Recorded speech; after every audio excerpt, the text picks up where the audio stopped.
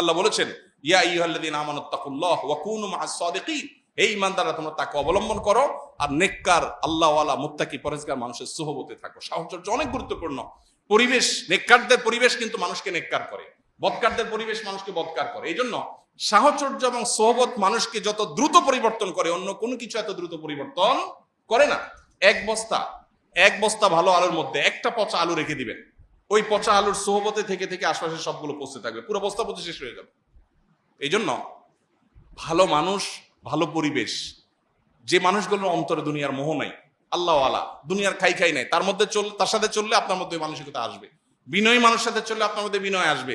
সোহবতের জন্য আল্লাহওয়ালা মুত্তাকি মানুষ, নেককার মানুষদের সাহচর্য অবলম্বন করা, এটা 2 নম্বর করণীয়। 3 নম্বর করণীয় আল্লাহর কাছে চোখের পানি ফেলে দোয়া করা।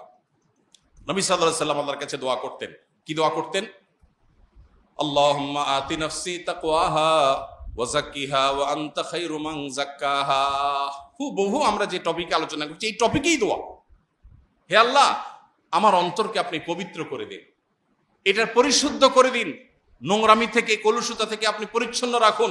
আল্লাহর কাছে এই দোয়াটা সকাল সন্ধ্যা নবীজি নিবেদন করতেন, নিয়মিত আমাদের নিবেদন করতে হবে।